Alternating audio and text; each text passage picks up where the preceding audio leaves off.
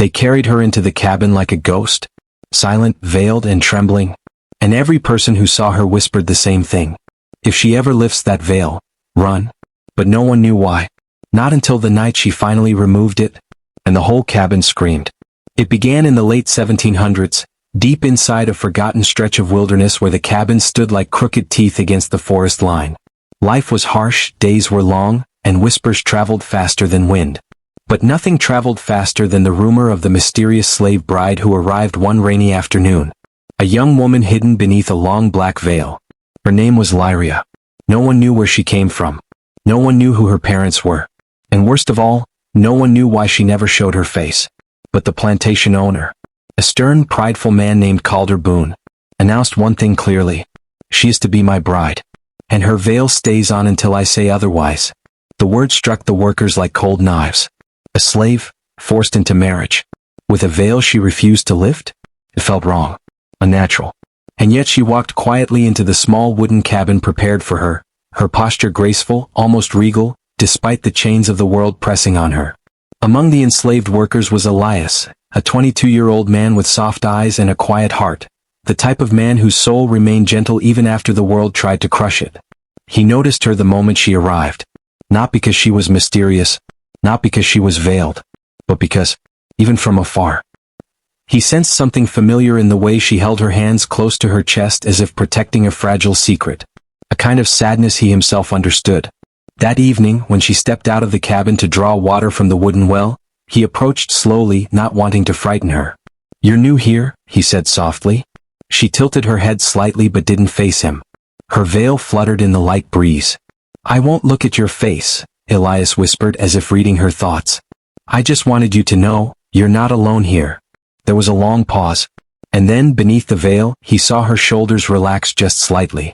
A soft, almost imperceptible nod. It was the first moment of human warmth she had received since arriving.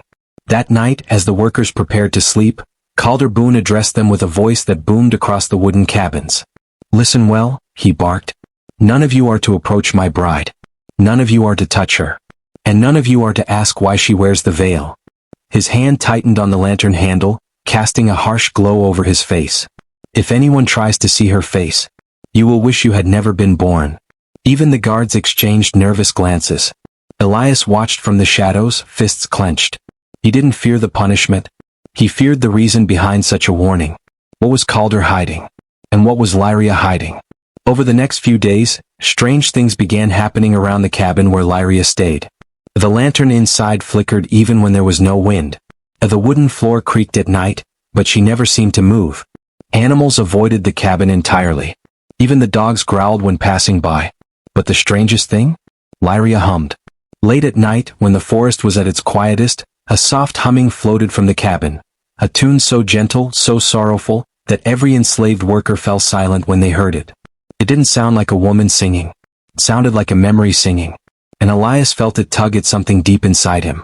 On the fifth night, Elias found her alone near the cabin steps, staring at the moon through her veil. "You hum at night," he said softly. She froze. But then she replied, voice barely above a whisper. "It is the only way I remember who I was." He stepped closer, not enough to see her face, just enough for her to know he was there. "You can tell me," he said gently, "if you ever want to." For the first time she turned slightly toward him. And though he could not see her eyes, he felt their weight, their sadness, their longing. "There are things," she whispered, "that are too heavy for this world, too heavy for me to speak." Elias swallowed hard. "Then let me help you carry them." A breath caught behind the veil, as if she had forgotten what kindness felt like. And then, quietly, softly, she whispered, "I wish I had met you before the veil." Just before dawn, thunder rolled through the valley, waking the entire plantation. Elias stepped outside and froze. Lyria stood in the center of the courtyard, her black veil swaying violently in the storm winds. She was shaking. Her hands clutched the sides of her veil tightly, as if struggling against something. The guards arrived, shouting. Calder Boone stormed out of his house, gun in hand. "Get away from her," he roared. But Elias heard something no one else could. Under the thunder, under the wind, under the chaos, Lyria whispered from beneath her veil, "I can't hide it any longer." And her hands, slowly trembling, began to lift the veil. The first inch, then two, And the moment the cabin guards glimpsed what was beneath it, they screamed, and one dropped to his knees. Yusuf closed the cabin door quietly behind him. The darkness outside was thick, but not as thick as the secret hiding beneath the veil of his new slave bride. Well, she sat perfectly still on the wooden floor, back straight, hands resting on her lap, veil covering her entirely. The small lantern in the corner cast a trembling golden light around her, making her look like she didn't belong to this world at all. Yusuf watched her, really watched her, and for the first time he felt something strange. This girl isn't like any slave I've ever seen. Her dress was simple, yes, but the embroidery was too delicate. Her posture was calm, but not submissive. And under the veil, he could hear her breathing, soft, controlled, like she had learned to silence even her own fear. You know, Yusuf said softly, stepping closer, people who hide behind veils usually have the deepest wounds, or the biggest power. No response. But her head lifted just slightly, enough to show she heard him. I'm not going to harm you, Yusuf continued. I don't treat people like that. If you want to speak, I will listen. Still silence. But something changed. The air between them grew heavy. Lael's breath faltered, just for a moment, as if she wanted to speak, and swallowed the words back down. Yusuf felt it. Not fear. A burden. A burden she was terrified to let out. Suddenly, thud. A sharp noise from behind the cabin. Yusuf jumped, instinctively moving to the small window. Nothing. No animal. No branches. Just stillness. But Lael. Her breathing had become uneven. Faster. Are you scared? Yusuf asked softly. She didn't nod. She didn't shake her head. But her breathing betrayed her. You know that sound? He said slowly. You've heard it before, haven't you? This time, she flinched. A small movement, but enough to tell him he was right. Yusuf walked toward her. Slowly. The wooden floor groaned under his footsteps, like the cabin itself was warning him. He kneeled in front of her, lowering himself until his eyes were level with where he imagined hers were beneath the veil. I just want to make sure you're safe, he whispered. For the first time. Lael exhaled loudly. A shaky breath. Not fear. More like a person who had carried a weight alone for years, and suddenly found someone standing beside them. She lowered her head. Something warm moved in Yusuf's chest, something he didn't expect. I won't lift your veil, he added, raising his hands gently. I'm only here. With you. Lael's fingers tightened. So tight the knuckles turned white. Someone, or something, was haunting her. Someone she knew. Bang. This time the sound struck the cabin door. Yusuf sprang up, hand gripping the latch. Who's there? He shouted. Silence. Then. Scratch. Slow. Cold. Deliberate. Someone traced their nails down the cabin door. Lael gasped. Yusuf turned. Her whole body was shivering now, barely but enough for him to notice. You do know who's outside, Yusuf said quietly. This time. She nodded. A small, trembling, undeniable nod. Yusuf stepped closer to her again. Did they follow you here? Are they after you? Lael lifted a shaking hand to her veil. Not lifting it, just pressing down on it, as if something under the veil, something about the veil, needed to stay hidden. And then, for the first time, a sound came from her. Not a word, not a cry, a broken note, like a piece of a song trapped in her throat, trying to escape but choking on its own sadness. Yusuf froze. That's your voice, isn't it? He whispered. She didn't answer. Just breathe. And the whole cabin seemed to dim with her breath. Yusuf realized something strange. He couldn't look away from her. There was fear, yes, but there was also something else. A pull. He slowly reached out and touched the edge of her veil. Not lifting it. Just the edge. Tell me the truth, he whispered, leaning in. Whatever it is, I'll stay with you. Lael inhaled, long and trembling, and Yusuf felt her breath so close to his that the world outside vanished. Then she spoke. Barely. A whisper broken into pieces. They came for me before. Yusuf's heart stopped. Who? He asked. Lael raised her hand and pointed toward the door. The same door now lost in silence. And if they take off my veil? Her voice cracked like glass meeting stone. You will scream, just like they did. The cabin felt colder after Lael's whisper. Yusuf wasn't sure if it was the night air seeping in, or the meaning behind her words. If they take off my veil, you will scream. Those words kept echoing in his head like a curse. He tried to speak, but before he could, boom. Something slammed against the wall of the cabin. Not the door this time, the wall behind Lael. Yusuf rushed toward the sound, hand on the wooden plank, heart hammering in his chest. Nothing. Only silence thick as smoke. But Lael. She had curled forward, hugging herself, rocking gently like a child hiding from thunder. Yusuf knelt beside her again. Look at me, he began, then corrected himself softly. Listen to me. Her rocking stopped. You're safe here. No one is taking you anywhere. For a moment he thought she would speak again. But instead, she extended her hand from beneath the veil. A small, fragile hand. Shaking. Cold. Yusuf hesitated, then gently held it. Her fingers tightened around his as if she had been drowning for a long time and finally found something solid to hold on to. A sound moved beneath them. Slow. Creeping. Karake. Yusuf's eyes widened. What is that? Lael flinched, pulling her hand back. Them, she whispered. They don't knock. They crawl. Her voice was breath-soft, trembling but filled with certainty. Yusuf leaned closer. You're talking about people? Lael didn't move. You're talking about animals? She shook her head. Then what are you? Thump. The floorboard beneath her jolted. Lael gasped. Yusuf reacted instantly, pulling her away from that spot. Her small frame collided lightly with his chest, and for a moment, a brief, fragile moment, she leaned against him. Her breath trembled against his shirt, warm but shaken. You're trembling, Yusuf whispered. So are you, she murmured back. He hadn't realized it, but she was right. Yusuf pulled back slightly, looking at her veil, searching for answers he couldn't see. What happened to you? Who are they?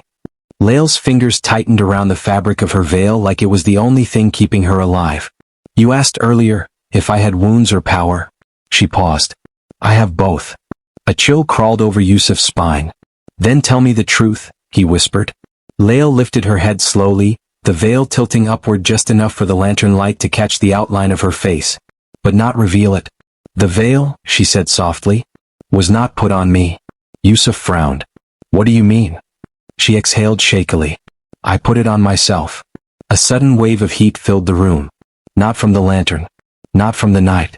From something else. The wooden walls groaned like the cabin itself had taken a breath. Yusuf wiped his forehead.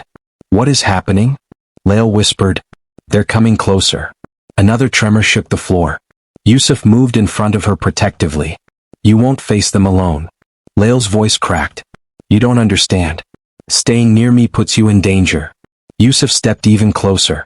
I'm not leaving you. For the first time, she lifted her hand and touched his arm. A light touch. Barely there. But enough to silence the cabin's breath for a second. You shouldn't feel this, she whispered. People who stay close to me never stay alive for long. Yusuf held her wrist gently.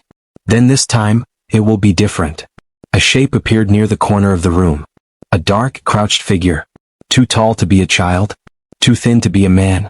Too silent to be human. Yusuf froze. The shadow didn't move. It simply existed there like it had always been part of the cabin. Then slowly, its head turned toward Lael. She let out a broken whimper. No, no. Yusuf stepped in front of her again, heart slamming inside his chest. What do you want? He demanded. The shadow didn't speak. It only lifted one long, unnatural arm and pointed at Lael's veil. Yusuf's blood went cold. Lael shook violently, whispering, Don't let it touch me, don't let it touch the veil. Yusuf grabbed a fire iron from the corner and held it up, voice shaking but strong. Get away from her. The shadow recoiled. Not from the weapon, but from the lantern's light. Lael gasped.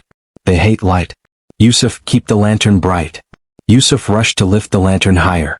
The shadow hissed, and dissolved into the darkness like smoke. But before disappearing fully, it whispered. A soft, rasping murmur that felt like a cold hand sliding down their spines. The veil must fall. Then it was gone. The cabin fell silent again. Lael collapsed forward slightly, breathing hard, veiled face turned downward. Yusuf knelt in front of her and gently raised her chin with 2 fingers against the fabric. Not lifting it, just comforting her. Lael, he whispered, you're safe. As long as I'm here, I won't let anyone touch your veil. Not them, not anyone. Her breath shook. You don't know what's under it. I don't need to, Yusuf replied softly. I trust you.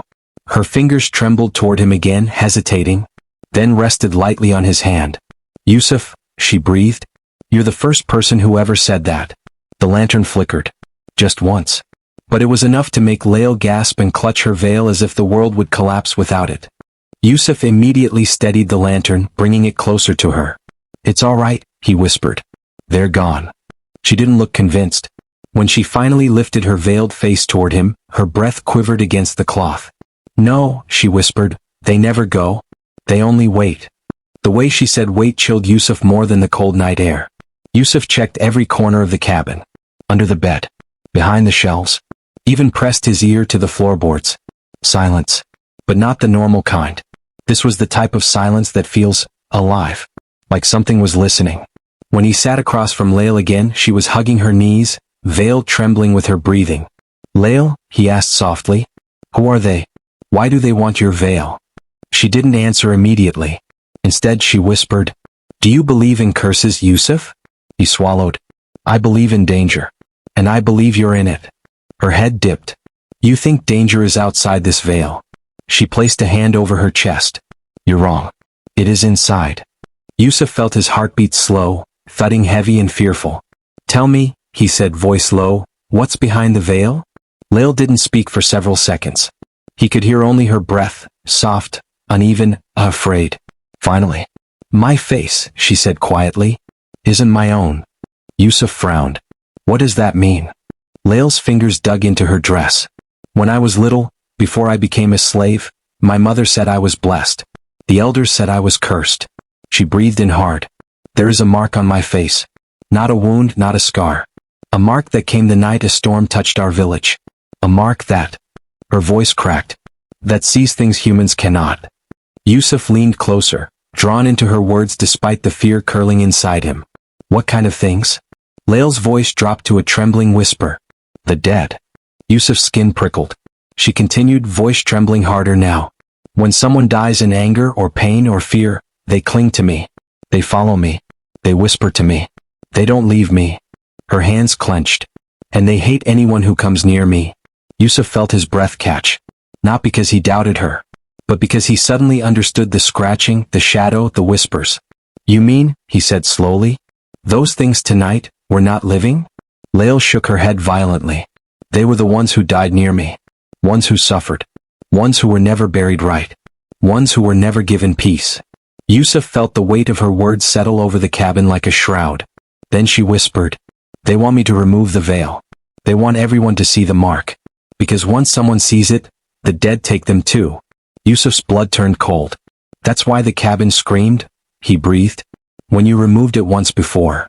Lael nodded slowly. "It was on a ship. A noblewoman forced me to show my face. Everyone who saw it." Her voice faded. "They didn't live till morning." For the first time since he met her, Lael's voice broke completely. "I don't want anyone else hurt, Yusuf." Her breath shook. "I don't want you hurt. That's why I keep it on. That's why I can't let anyone close. I don't want to feel anything." She stopped suddenly as if she regretted the last words. But Yusuf didn't.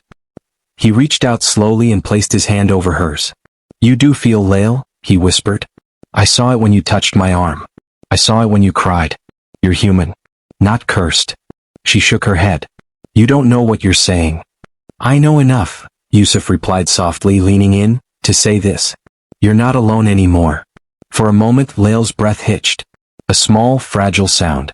Then her head dropped toward his shoulder. Just a little.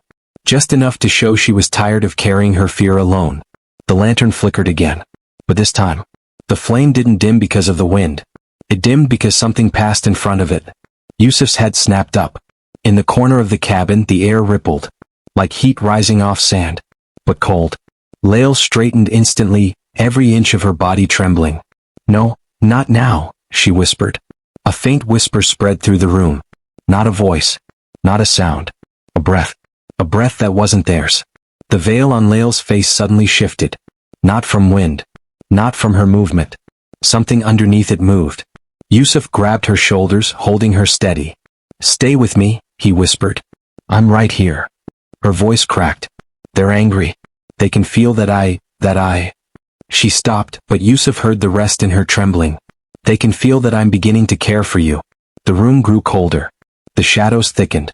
And then, slowly, sharply, a whisper in a voice not human. "Remove it." The veil fluttered as if fingers were gripping it. Yusuf's eyes widened. Lael, they're trying to lift it. She seized his arms desperately, choking out. Don't let them. If it comes off, Yusuf, you'll scream. I won't, he said fiercely. I'm not afraid of your face. You should be, she whispered. Something yanked the veil upward, and everything in the cabin went silent. Pitch dark. Cold as death. Then, a single scream began to rise. But not from Lael. And not from Yusuf. From the shadow behind them. The cabin was no longer a cabin. It felt like a battlefield of souls, shaken, breathless, trembling.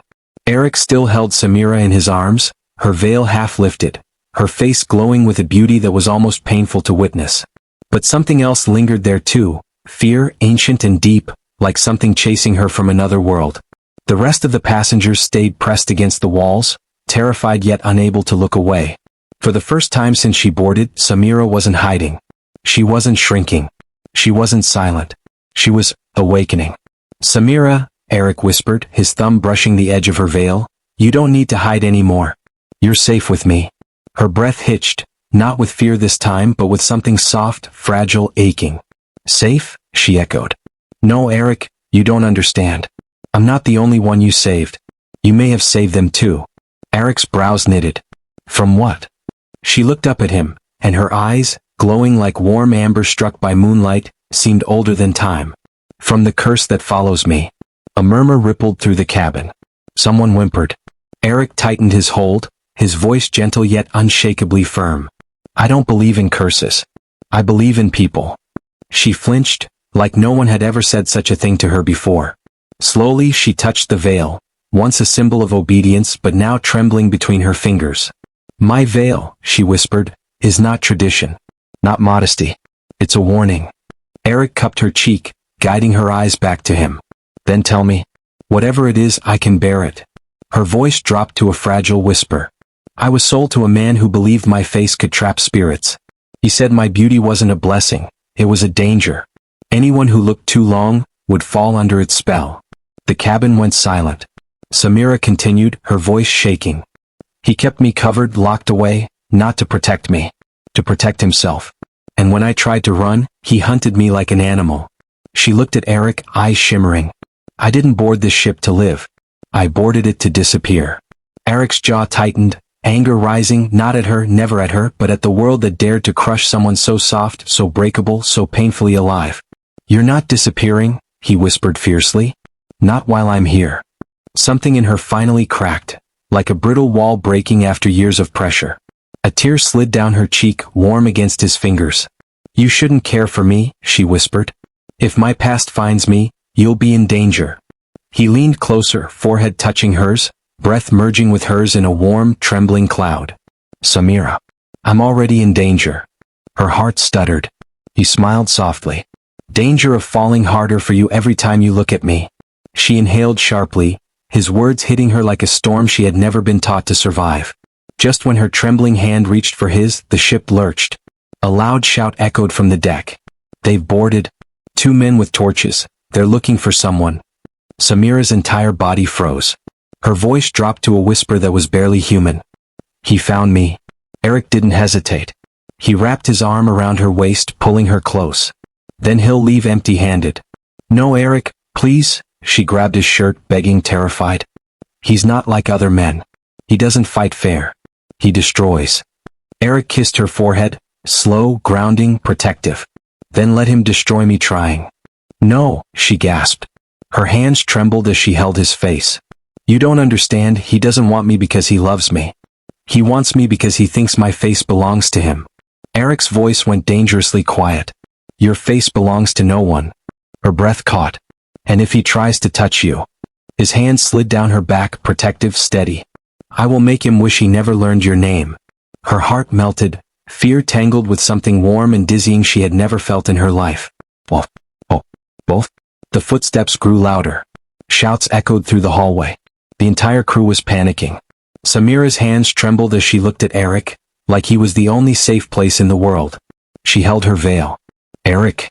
Her voice was a whisper carved from fear and longing. If he comes, if he tries to take me, I need you to hold this. She lifted the veil. Eric froze. You're asking me to? Yes, she whispered. Because the veil always belonged to fear, but today, I wanted to choose you. She pressed the veil into his hands. And if I must hide again, I want it to be you who uncovers me. And only you. The cabin fell silent. Eric looked at her, really looked, and something fierce and tender lit in his eyes. I swear, he murmured, lifting her chin gently. From this moment on, no one touches you without going through me. Her breath trembled. Eric.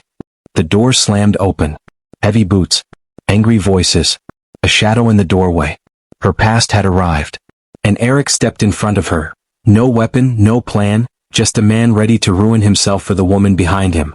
The cabin door crashed open like a thunderclap. The lantern light shook violently, shadows spilling across the wooden walls as two men stepped inside, broad, scarred, reeking of smoke and authority. Behind them, pushing through the doorway like a beast entering its chosen cage, stood the man Samira had feared more than death itself. Malik al-Shiran. Her former master. His presence poisoned the air. Tall, draped in black desert silks, with a face carved in arrogance and cruelty. His eyes scanned the cramped cabin until they landed on her. Samira instinctively moved backward, her fingers fisting the fabric of Eric's shirt. Eric felt it, felt her shaking, and he stepped forward, blocking her completely.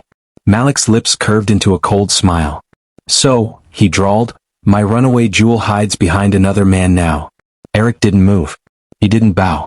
He didn't flinch. He simply lifted the veil Samira had given him, and held it behind his back like a vow. She's not yours, Eric said quietly. Not anymore. Malik laughed. A cruel, deep sound that filled the cabin. Not mine. He nodded to his guards. Do you hear him? This sailor thinks he can claim what I own. Samira forced herself to step out from behind Eric just enough for Malik to see her eyes. I am not your property, she whispered, voice trembling but defiant. Malik's expression tightened, but he masked it with a mocking smile. My dear, you don't understand. Your face is a curse. I kept you veiled to protect the world from what you carry. Eric felt Samira flinch. That lie, she had lived under it for years. He turned his head slightly. Samira.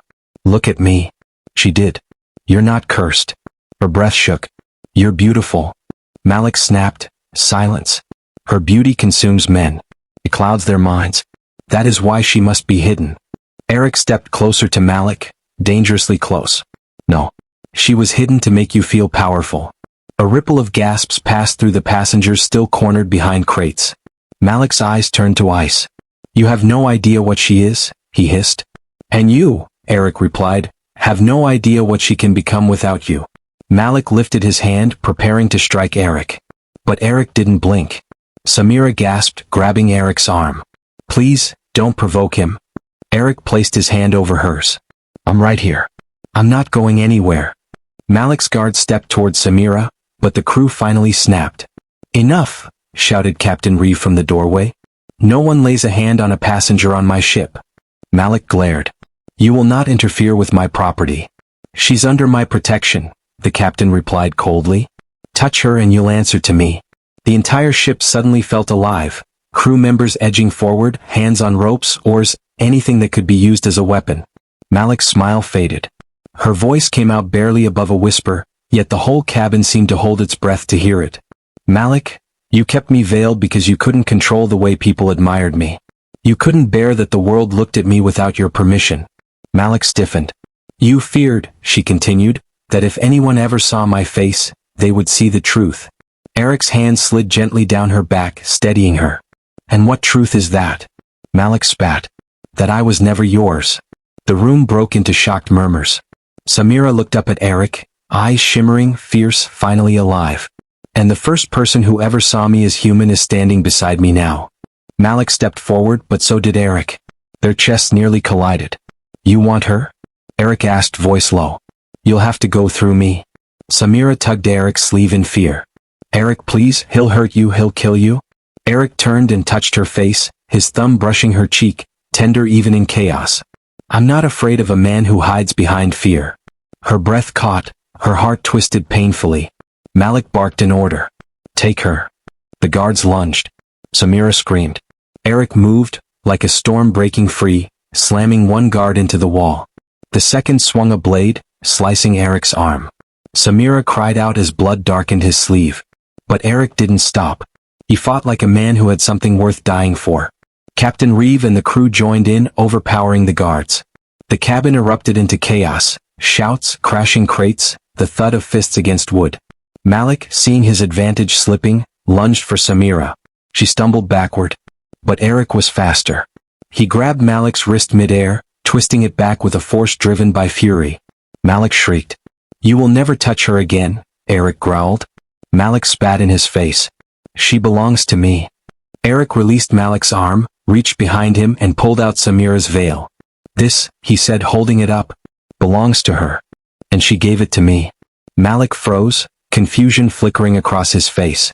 Eric stepped back to Samira, gently tying the veil around her shoulders, not to cover her, but like a cloak of dignity.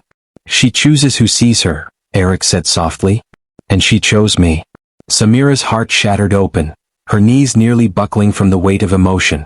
Malik's fury erupted. "You foolish girl. You think he loves you? He hasn't seen your darkness." Samira stepped forward, her voice steady, her eyes blazing. "He has seen more of me than you ever did." Malik screamed in rage. The crew surged. And Malik, overpowered, furious, defeated, was dragged out of the cabin and shackled on deck. The cabin quieted. Samira collapsed into Eric's arms, her body shaking with relief, fear, and something dangerously close to love. "You're hurt," she whispered, touching his wounded arm. He smiled softly. "You're worth bleeding for." Her breath trembled. She pressed her forehead to his chest, tears slipping down her cheeks. "I was so afraid," she whispered.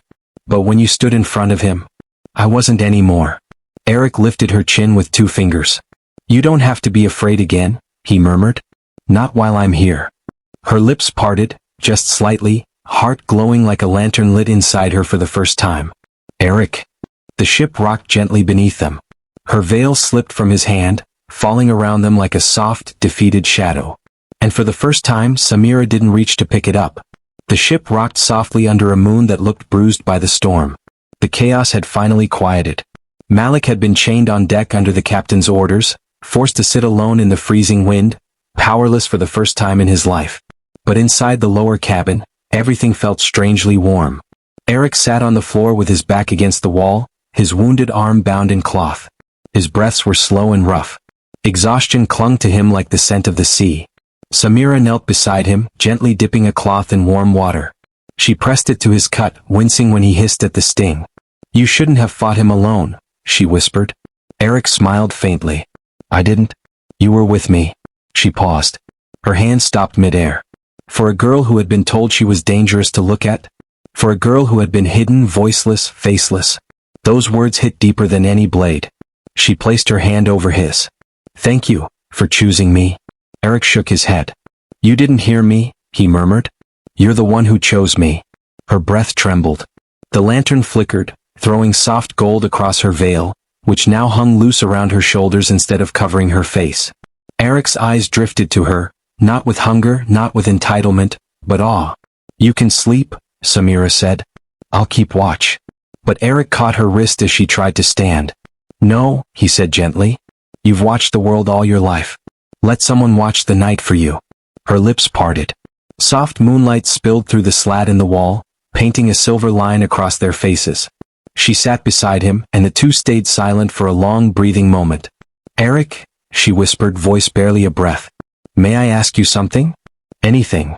If I were not a slave, if I were free, would you still look at me the same way?" Eric turned his head toward her. "Samira," he said softly, "I've seen your courage, your fire, your kindness. Those things don't disappear when chains do." Her heart fluttered painfully. He reached out, brushing a strand of her hair behind her ear. She stiffened instinctively. Malik used to yank her by the hair whenever she spoke too boldly. Eric noticed. He slowed. He changed. His fingers barely touched her skin, gentle enough that Samira almost didn't feel it, gentle enough that it didn't trigger the old fear. A small, fragile smile appeared on her lips. "I don't know how to be free," she said. "That's all right," Eric replied. "We'll learn together." Her eyes glistened. They talked for hours, quietly, in the soft hush of a cabin that felt more like sanctuary than shelter. For the first time, Samira told her own story. Not Malik's version. Not the twisted lies she had been forced to repeat. Her version. She told Eric about her childhood, about singing at night to make the dark feel less cruel. She told him about the first time she covered her face, not out of shame but because Malik ordered her to hide it. And she told him how she sang during beatings, not because she was fearless, but because it was the only way she remembered she was alive. Eric listened as if each word mattered more than breath. "Samira," he said quietly, "you weren't singing to survive. You were singing because no one could take your voice." She leaned her head against his shoulder. And for the first time in her life, a man didn't flinch. He didn't push her away. He didn't claim her. He simply stayed. Somewhere near dawn, the captain knocked on the door. "His caravan will come for him at sunrise," Captain Reeve said. "Malik will be taken away. He won't be your burden anymore." Samira nodded, eyes shining with relief. The captain hesitated, then added, "And you, girl, you're free to leave this ship and choose your own path." Choose. A word she had never been allowed. When the captain left, Samira turned to Eric, heart pounding. "Do you think freedom will be kind to me?" Eric took her veil, that symbol of silence, of fear, and placed it softly in her hands. "Freedom doesn't ask to be kind," he said. "It waits for you to command it." Samira looked down at the veil, then folded it once, and tucked it away. "I don't want this anymore," she whispered. And just like that, Samira's story finally belonged to her. As the sun rose, Eric helped her stand.